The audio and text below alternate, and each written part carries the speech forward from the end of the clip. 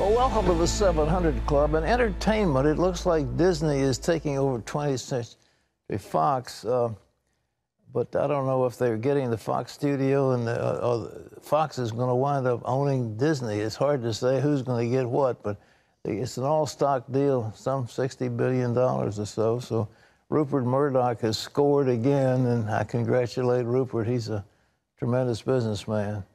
But looking at the business is going to affect you, it seems like they've actually got something done in Washington. Congressional Republicans have reached an agreement on their tax reform bill, and President Trump says it means more money in your paycheck early next year. Well, Congress is hoping to pass the final version of the bill next week so the president can sign it by the end of the year.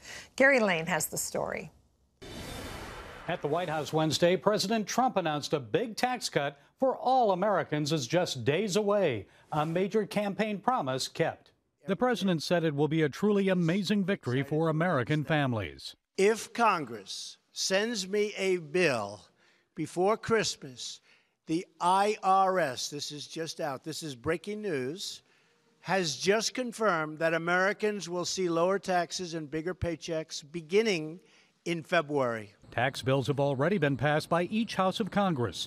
This week, a conference committee began working out differences between the Senate and House versions. We want to give you, the American people, a giant tax cut for Christmas. And when I say giant, I mean giant. Here's what congressional Republicans have worked out so far.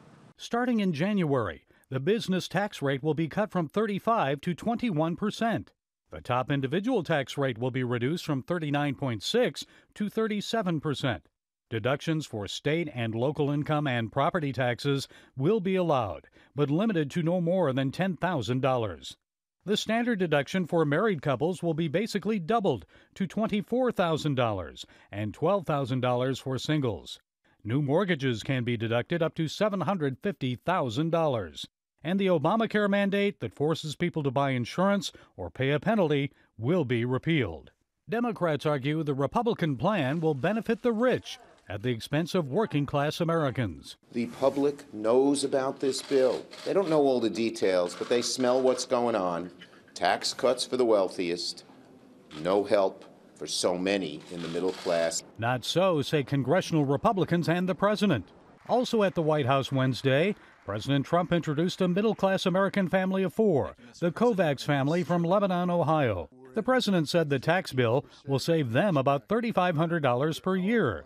Adam Kovacs explained what he intends to do with the money. We have home renovations that we want to take care of and hopefully save for our two children to go to college. Republican lawmakers are hoping to vote on a final version of the tax bill next week. This is only a small beginning to the incredible things that our people will achieve over a very short period of time, and the tremendous heights that we will reach economically and so many other ways in our country every day. In addition to the tax cuts, President Trump has already taken another important step by reducing regulations on businesses. Republicans hope the combination of cutting both taxes and government rules will give the economy a powerful boost. Gary Lane, CBN News. Thanks, Gary. It's amazing, Terry, what they've done, and they've done it in a short period of time. They've gotten that thing down where it's supposed to be. I mean, down to 21%. They put it in immediately, which is great. They've repealed the Obama mandate about forcing people to buy insurance or pay a penalty. The individual tax rate is going down a tad. But they've got some really good things in here, and I think it's going to work out very nicely. What they've said, they finally got it together, and there were some things in there that I didn't like. They've taken some of them out, and the big thing is that this corporate tax cut is going to make a huge difference for small corporations. And the thing is that it's going in right away. I thought if they delayed it for a year, it'd be tragic, but they're putting it in right away, so the stimulus will be felt through the economy. And what this is going to do is going to guarantee Trump another 4 years in office. It's going to mean the Republicans can hold control of Congress. it's a brilliant stroke. I think they've done a good job. Well, I think people are, first of all, excited about the money that they're going to see in there. Second, that something is being done. You hear about it, hear about it, hear about it. It looks like maybe it's not going to happen, and so, hooray! You know, it's time to. You know, Chuck, you just think, are you guys stuck on like a record that's stuck in one groove? It keeps playing the same song. This is a tax cut for the rich, and now it says the standard deduction is being doubled. Yeah. The standard deduction is what people are paying their taxes on. That's being doubled. And there are also provisions in there for minor children and so forth that's being expanded. And to say this is a tax cut, you know, the truth is the only people who get a tax cut are those who pay taxes. Exactly. You don't pay taxes, who are you talking about? And the vast majority, not the vast majority, but at least 50% of the American people don't pay any taxes at all. So this is a tax cut for those who pay taxes. But it's for saying this is a tax cut for the rich. I mean, this is nonsense, you know. Exactly. You come up with some other reason. But the main thing, the Democrats are going to, you come the election, I can read the scripts right now, the attacks.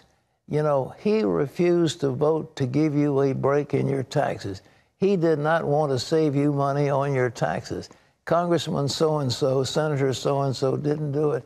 And, man, it's going to be devastating. So this is brilliant politically, and the president's got a big win, and for that I congratulate him. But it's going to go through real fast. They want it before Christmas. We'll see. Well, there's something else in the news that I think is important, as I said before.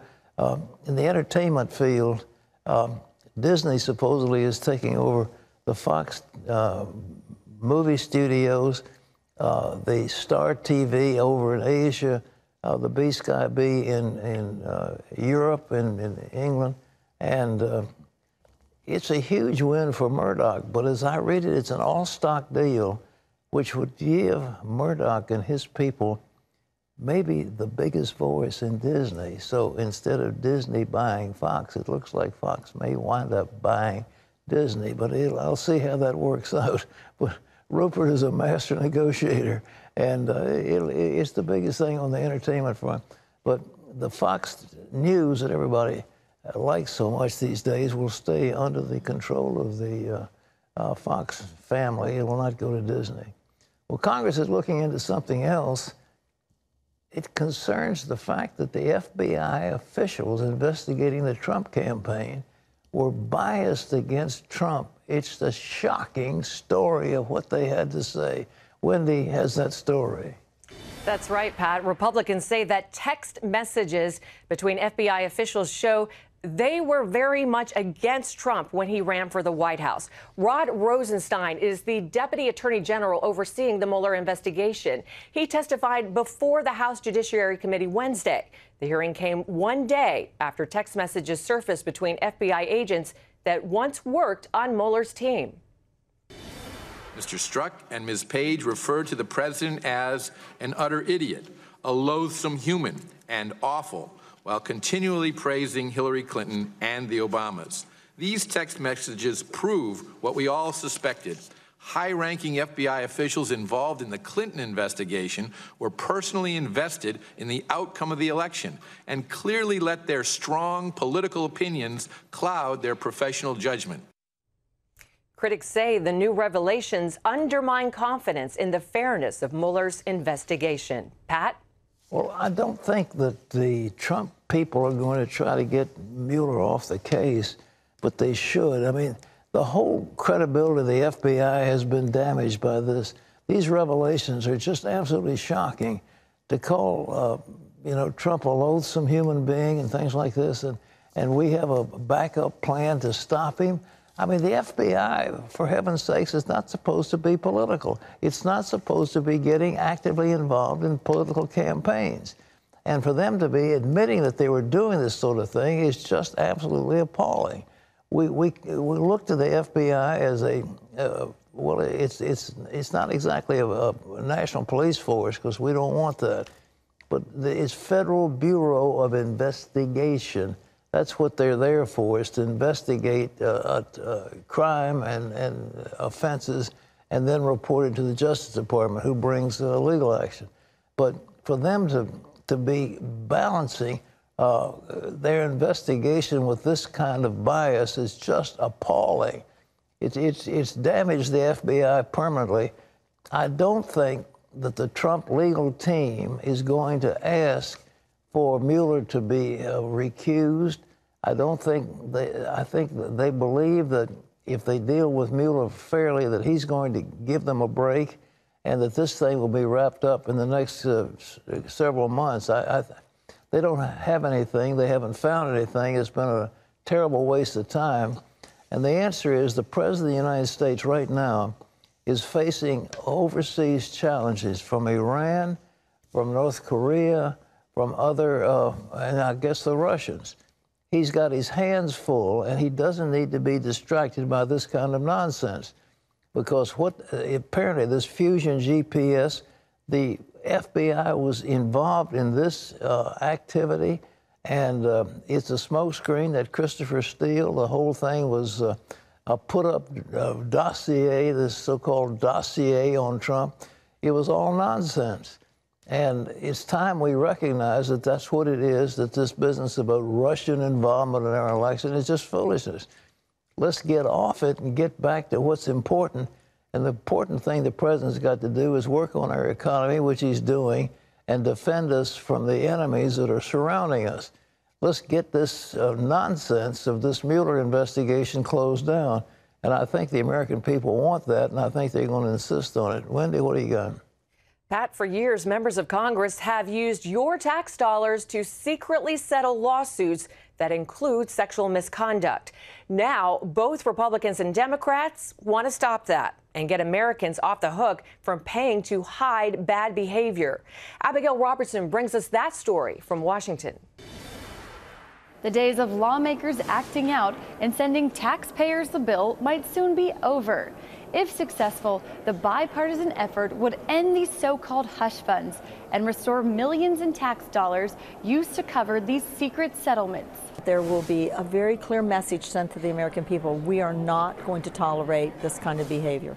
This push for stronger accountability would not only stop payment for sexual harassment lawsuits, it would also end the secrecy by disclosing names of lawmakers and the nature of the allegations.